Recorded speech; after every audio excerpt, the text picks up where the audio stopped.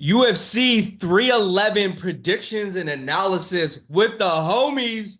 I got Red Wolf from UK. I got Vaughn down in Arizona.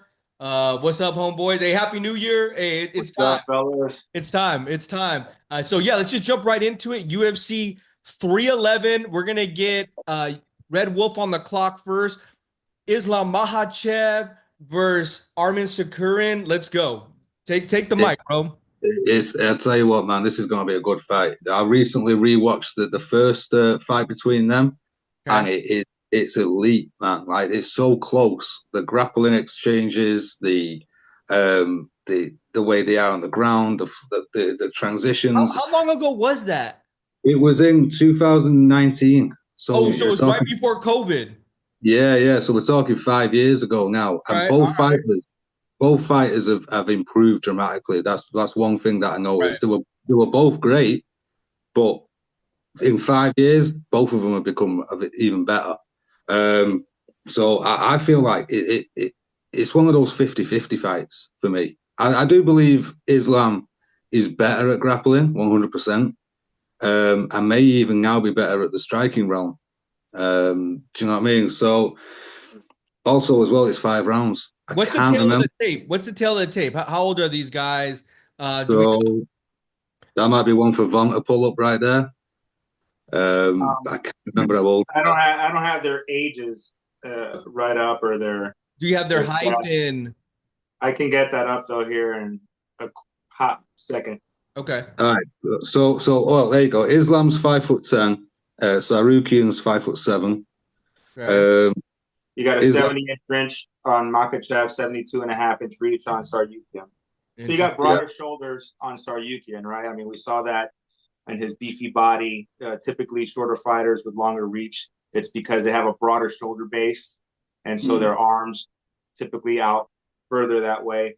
And that will translate pretty well against Makachev, right? Because uh, you're going to expect this to be a grappling exchange more than a striking exchange, and extra 2.5 inches to grab your opponent would be beneficial. You got 33 years old on Makachev versus 28 years old Arman Tsarukyan. I didn't mean to cut you off, Red. No, no. no, no, We got the I'm glad you did. yeah. I'm I'm glad we got glad. the tail of the tape. And then Red Wolf, you want to give a shout out real quick to the homies? Yeah, yeah. We missed an award out last time we did the MMA All Homie right. Awards. Uh-oh. Uh-oh. The fighter fan interaction. So I Distraction. want to give a shout out to the MMA Twitter legend Steve Simpson Got because you. you know who I'm talking about.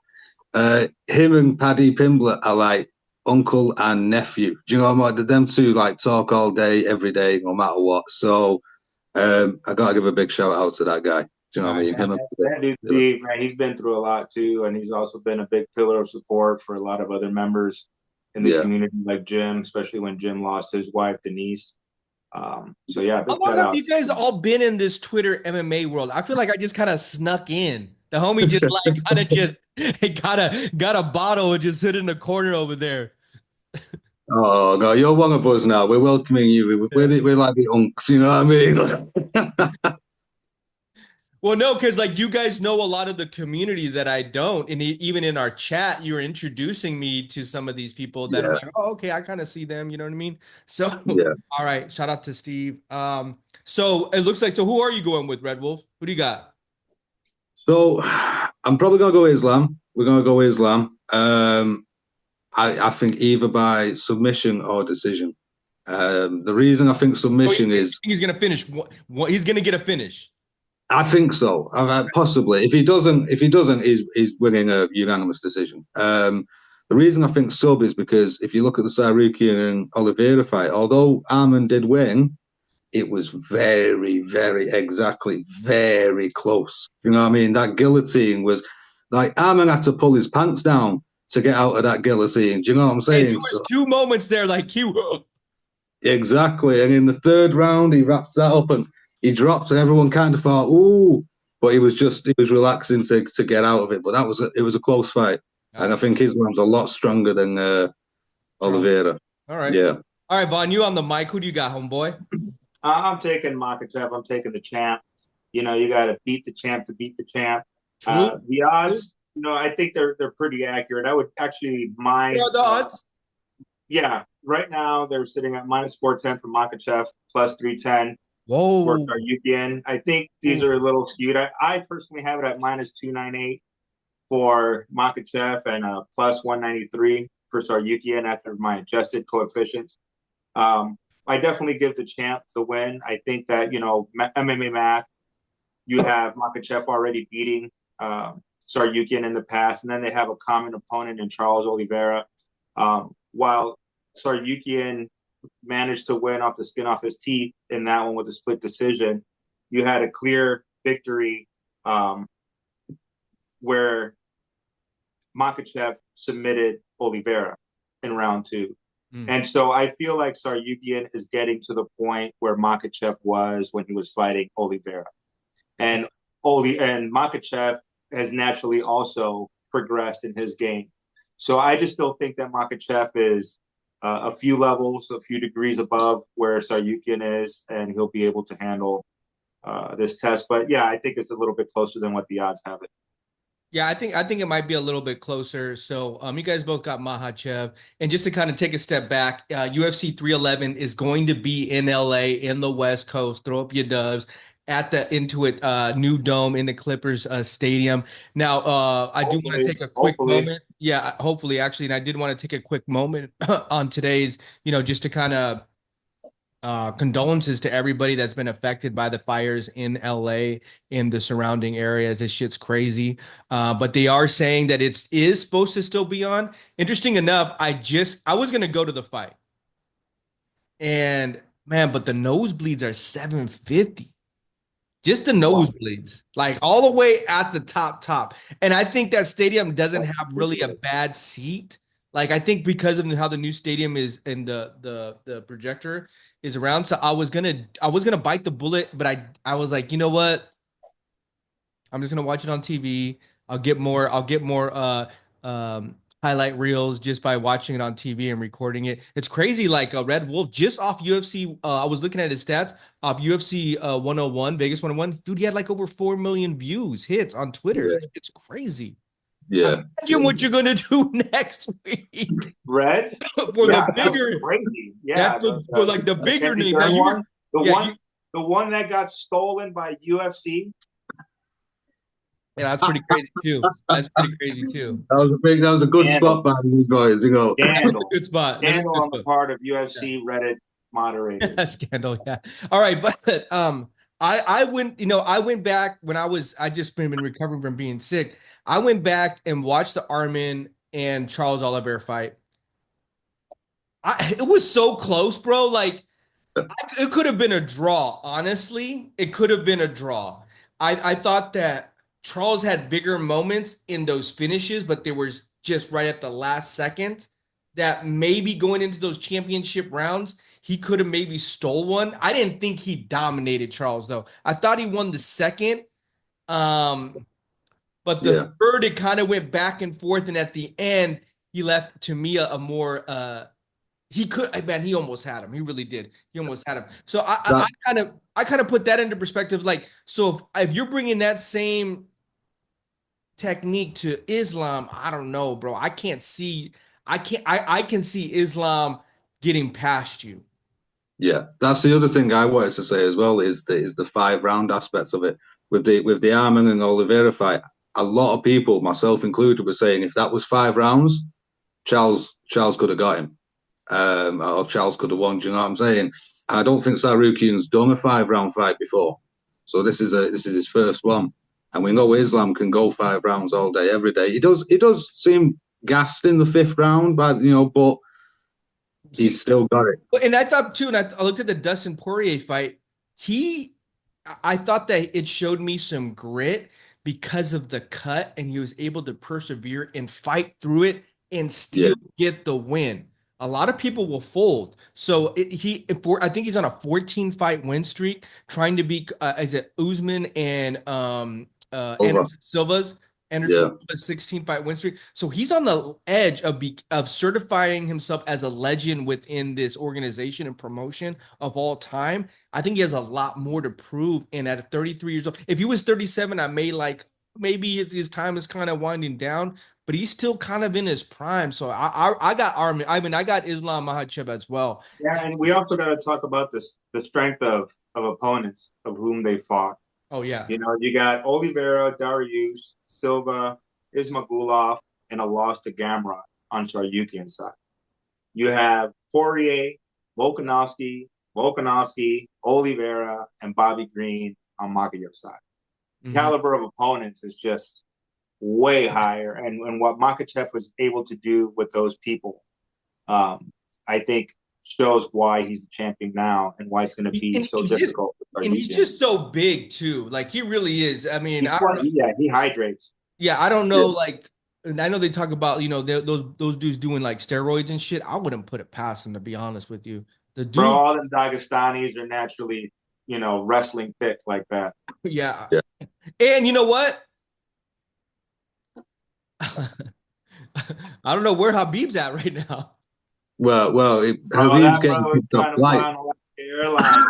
I believe Habib's in the airport jail right now. Bro, they racially profiled. That was shady, man. That was shady. I was watching the video like, no, this isn't. You know what I mean? Like, that was bad. That was bad. You know what I mean? Grateful, man. It's funny because like I did a post like I can't talk shit because I went to jail for arguing with the sheriff's officer when he put me in handcuffs, and I knew I did nothing wrong. I didn't break any laws. The only law I broke was my mouth not shutting the fuck up. And so I have a problem with authority. So I could just imagine someone coming up to me too and be like, "Hey, you got to move," and I'm like, "I'm not moving. Like, what the fuck did I do wrong?" So I could. And a piece of you is all like, dude, just move and shut the fuck up. But I have a problem with authority, so I can't talk shit. He could have resolved it, but he's like, fuck that, I'm not moving.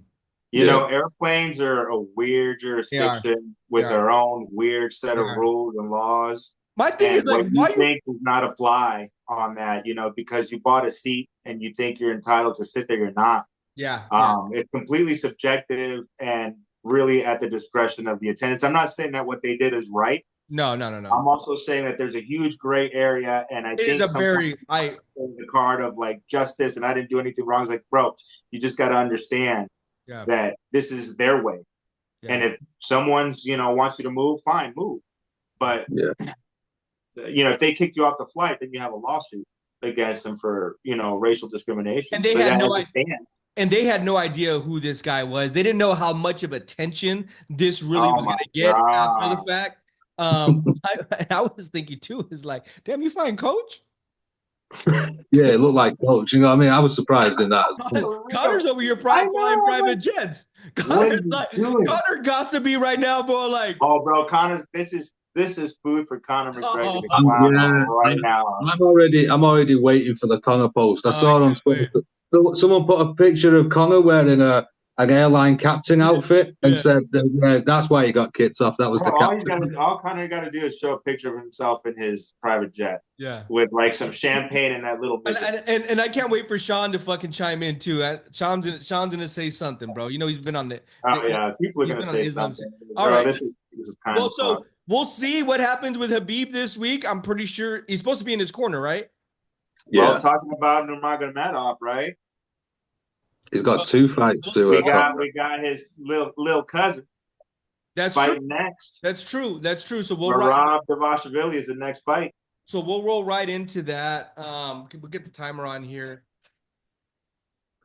And so why don't you kick it off for us, Vaughn? So we all got Islam, right? We all got Islam. Okay. Yeah. As far as Nurmagomedov versus Dvalishvili, I'm going to take Nurmagomedov. Damn, you got to say his last name, Merab Dvalishvili. I'm not even attempting it. I'm not even. He's just Merab. That's it. Merab Dvalishvili. All right, Merab. All right, go ahead. I'm taking Nurmagomedov in this fight. I understand that Merab has fought the bigger names. He's fought the higher caliber fighters. And I understand that Nurmagomedov still got something to prove, but the metrics still give him a heavy favorite in this fight. Not as heavy as the odds would imply. The odds have him as minus 355. I have him as my adjusted odds at the minus 170. So I actually think it's not going to be as easy of a fight, but I think because of the style of these two fighters, they're not particularly KO or even submission finish Right. savvy. Right. Most of these two fighters are about all control and position. And so you're going to basically see Dagestani wrestling versus Georgian wrestling in this match, and which will prevail. And I think that the edge is going to go to Umar in this fight. I think he's going to get the belt. Like a 3-2 decision. Wrestler, and he's better well-rounded. All right. Yeah. I agree. I do agree with Vaughn. I think like Umar's striking as well is very. I think it's quite underrated. You look at the Corey Sandhagen fight, and that was you thought it was just going to be a wrestling clinic, but Umar stood with Corey and did quite well. Do you know what I mean? I feel like if Merab's got a shot, he needs to close the distance. He needs to do the whole, holding him against the cage and stuff like that, the clinch work. But again, with Umar's wrestling, Umar could flip that quite round against him. I think this is going to be a very similar fight. I think we're going to see two fights that are very similar, which is Islam and Arman and Umar and Merab. We're going to watch elite grappling. Right. The exchanges, the techniques, everything. A lot of people, I hope people don't start saying, oh, this shit boring, because I don't think it's going to be boring. Do you know what I mean? I really think we're going to see like some high level grappling, exchange, and wrestling. It's going to be good. I'm struggling because I think Merab is underrated, and Merab's cardio is just like it's legendary. Do you know what I mean? The guy never. Exactly. He is literally a machine. You know what I mean? That's the best nickname you could have had for Merab. What did you call him? The machine. Oh, cardio bully. Cardio bully. I like that. Clip that motherfucker. Merab the cardio bully. I like that. But yeah, it's going to be very. I think if we watched, because this is the co-main, so it's going to give you a taste of the main event. 5 rounds. Yeah, exactly. Now, both of them, I think, Umar's done a 5-round against Sandhagen, and obviously Merab's done his last 5-round with Sean. But like I say, both of them have got cardio. That's going to be a tough one. It's going to be a tough one. I'm leaning. Sorry, go on. I was going to say it's a chess match. Exactly. I'm going to give you one fun stat. Out of all the differentials that there are, strikes landed per minute, strikes absorbed per minute, takedown average, submission average, strike accuracy, takedown accuracy. Out of all those differentials between the two fighters' stats, Merab's only advantage is in the takedown average differential, where he has 2.11 average more takedowns than Umar does. Umar controls all the other stats. He has better strike. He has more significant strikes landed per minute. He has a better strikes absorbed per minute ratio than Merab does. So he has better strike defense, better strike accuracy, better takedown defense. He has a better expected strike accuracy differential, a better expected takedown accuracy differential. So he's a more efficient worker than Merab is for the volume of work that Merab is putting out. All right. So you got Umar, Red Ref, where we're at? I'm leaning towards Umar as well. Right, yeah. I'm gonna go against the grain. I'm gonna go Merab. He's gritty. I think he pulls it out, and then he runs it back with Sean, and then Sean knocks him the fuck out. All right. It's a fun one coming up next. We got Yuri versus Jamal Hill. Now, Yuri is out of this world, right? Like, I'd love just to like maybe do shrooms with him one day and just see where it goes, and just to follow that trip. And Jamal Hill's like, I don't know, he's delusional sometimes. Bro's like bipolar. Yeah, I don't know, bro. Like I'm flabbergasted when I think about him. Jamal Hill has genuinely, for me, got to be one of the most delusional fighters I've ever seen. Like, do you know what I mean? Like, you got knocked the fuck out, like, big time in front of everybody, and you're still saying Herb Dean got in the way. Like, no, he was nowhere near you. Do you know what I mean? Like, it's just like but Jamal Hill. When people get knocked out, they lose all sense of reality. When they come back to, some of them think they won. Some still Yeah, try to go after the ref. yeah, Some have no clue what happened. So I honestly believe he has absolutely, like, What's that the piece of what's the odds memory. on this But one? watch the fight again, Yeah, what's the right? odds on this one? uh, This is a pick 'em. Minus 160 for yeah. 116 for Hill, minus 104 for Geary.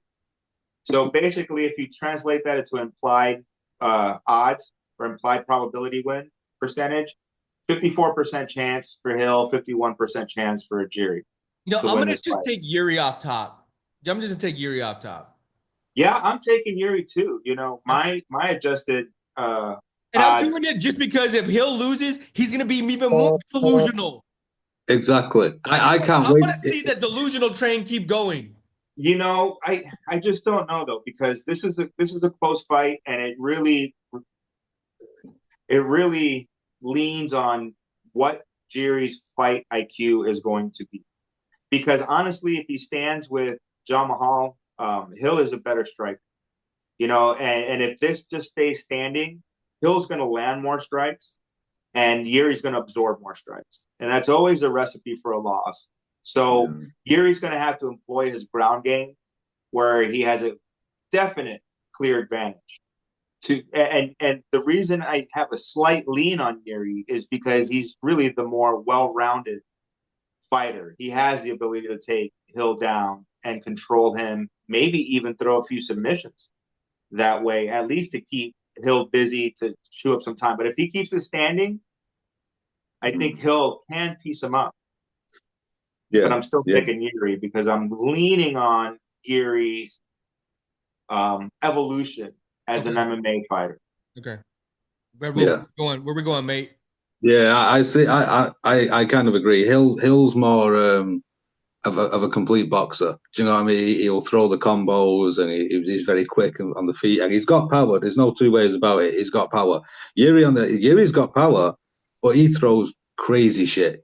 Spinning elbows, does all the using his antenna to distract him and stuff like that. I think I So saw him fighting the fire earlier today.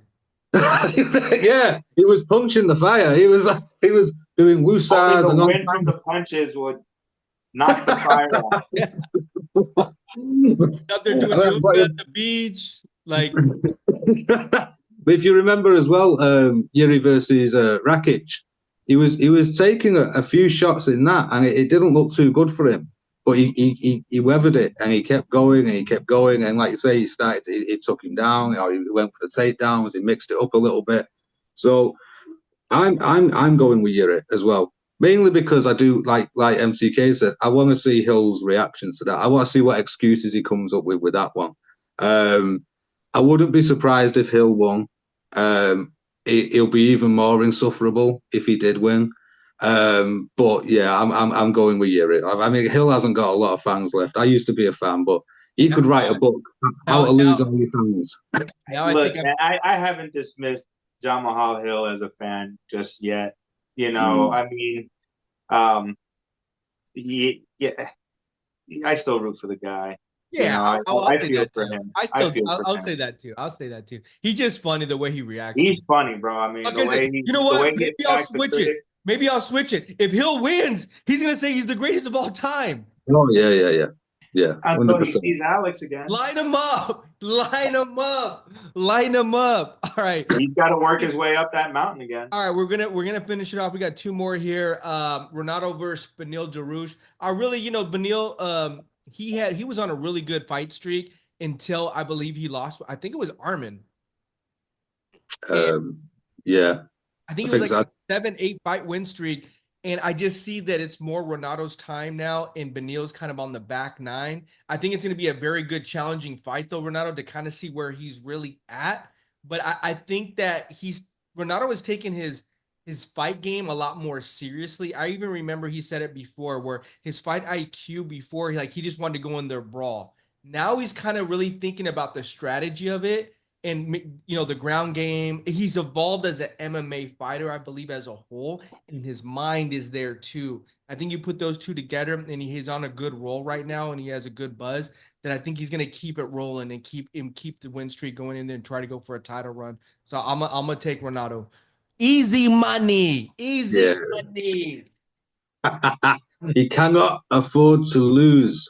And I'm agreeing with you there, man. I think I love Dariush. I love Bennett. Yeah. I had the pleasure of meeting him in Manchester. He was Oh in wow. Bilal's. He's a great guy, great guy. But like you say, he's on a bit of a skid. Yeah. He's getting older. Moicano seems to be on just a run to the top at the minute. If he beats Dariush, he's in the top 10. There's going to be another highlight reel post fight interview in the cage. I can see it being very similar to the BSD fight. He just took him down and ground him out, and hit him with the ground and pound, the elbows, everything. So yeah, I mean, I'm not saying Dariush can't pull it off, but my money's on Moicano, and I'm guessing he's the favorite. It's not going to be an easy fight, but if he catches him two TKOs, I mean that is another thing too. Like now you're more susceptible of of getting hurt again. So Yeah, that's kind of where I'm at. Where we at, Vaughn? I don't bank. So here are the odds. You got -200 for Renato and 170 plus 170 for Benil. Translates to a 67% chance for Renato to win to a 37% chance for Benil. I actually think, Benil has a bigger chance to win than the odds have it. I got my adjusted odds at 42%, which would put him at a plus 134.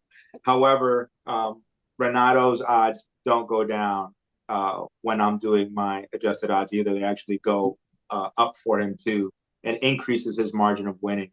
So I just think that, like what everyone was saying, the momentum for Renato is sky high right now on a four-fight win streak with caliber opponents. But Benil is the bigger fighter naturally. He usually fights at 155, whereas Renato at 145. So he might have some size advantage fight night over Moicano, which could help him in the BJJ and grappling exchanges. However, and both strikers, are sort of sloppy. Neither has an impressive KO rate. They're not really power punchers. And submission rates are sort of mid on both. So it's going to be about control time. I think this is going to go to a decision. And They're I both think 35. too. I think They're it both too. 35 too. It's just one guy has more gray hair than the And other. I think who starts faster? Who can roll into that first round and like, hey, let's keep it going. I think it's going to be about that speed and that the volume right in the beginning instead of waiting to the second or third round to try to pick up some steam. So I'm taking Moicano. Yeah, you got to hit the gate running. All right, we're on this. All right, last card of the fight, UFC 311, MMA Homie Podcast, Red Wolf, Vaughn. We got Kevin Holland versus RD3. This is his second fight in the UFC, right? Second fight for RD3. Man, RD3 is so clunky to me. However, Kevin Holland sucks on the ground. If Kevin Holland can keep it on the feet and be dynamic and fucking, really show his class when it comes to, striking, he got this. But if RD3, even as clunky and as slow as RD3, the minute I think he gets Holland to the ground, it's over. So I think Kevin Holland needs to roll out in this first round and get a fucking knockout. I don't think it could have been said better. I couldn't have said it better myself. Thank you. Personally, this is a coin flip, each at a -110, each with a 52% chance to win. And you absolutely nailed it on the head. Kevin Holland, it goes to the ground, it's over. Yeah. And I think everybody knows this. RDR just submitted one of the submission specialists in the UFC his last outing. It goes to the mat, it's over. Kevin Holland needs to step up his game. And I'm sorry, RDR. I said RD3. Yeah, RDR. Kevin Holland needs to keep it on his feet and show why he was a top 10 UFC fighter at one point. He can't become the gatekeeper because this is that fight. And if he gets down, he needs to get back up and fight for that. Right the fuck back up. Cannot sit there. Cannot throw elbows, attack, be active. don't accept it. Don't look goofy at the camera or at Dana White and throw peace signs. Or And I'm tired of these fucking like walk off fucking knockouts. Fucking finish them. If there's a finish, fucking finish him. Jalen Turner. Even with Kopolov yesterday, fucking jump on him. Leave there no doubt. Exactly. Who got Road Wolf? Yeah, well, I agree. We spoke about the Kopolov fight. You know, there would be no controversy if Kopolov would have jumped on Chris Curtis. That's what we need to see more. But yeah, I totally agree. Kevin needs to be like disciplined with it. You know, he needs to shoot down the middle. He needs to keep it standing. He has got submission threats. Kevin has got a bit of a submission threat, but it's not. I don't think it's going to be anywhere near RDR's level. Do you know what I mean? It's just not going to happen. He's really unorthodox, and he does a lot of weird shit as well, like the Jacare Souza KO. Remember that? Where he knocked him out from the bottom. I mean, that was cool. It looks great. But then you think, well, is it exactly? Does lightning strike twice? You know what I mean? So surprisingly, what I saw today was Kevin is actually the favorite. Which kind of surprised me. And to me, he's just more athletic, but on the ground, he's going to have trouble, and he better get the fuck up. Yeah, this is 100% one of those. My pick is either two, Holland by KO, or it's RDR by sub. That's the way it goes.